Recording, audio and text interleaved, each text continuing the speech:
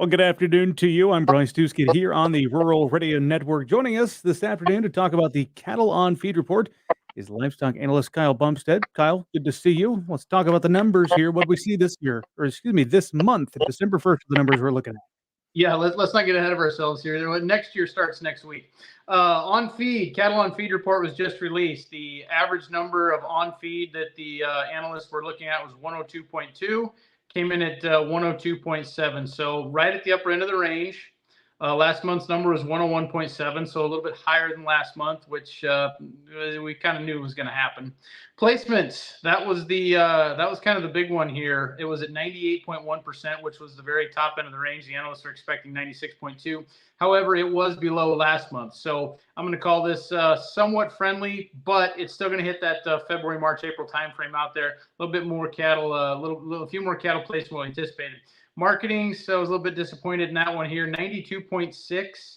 That was at the very low end as far as that goes, and we've obviously seen spot reductions and some things like that, and our pace has not been very good here the last few weeks. So marketing number at 92.6 just tells me that we've got plenty of cattle around here short term, and short term we could just chop sideways here. I look for a little bit of a bearish reaction here to start maybe on Monday, but we are finding some decent support here on the dips. Now, we also did have a hogs and pigs report released.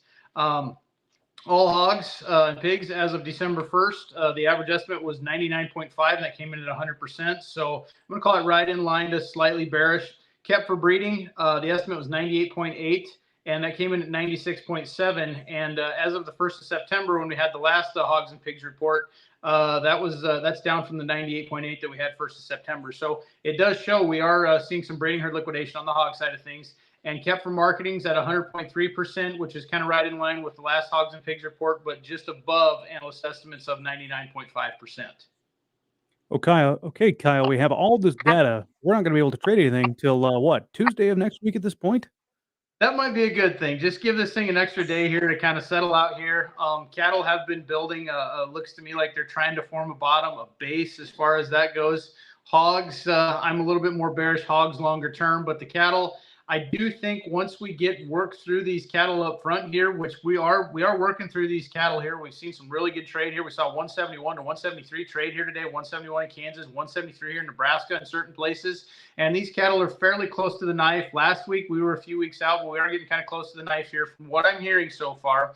And that's going to be what we need here. Also, to see the box beef market pick up a little bit. So I'm looking for an initial knee-jerk reaction here, maybe a freckle lower here on a Tuesday morning. And then I kind of like to see that when you have these reports like this.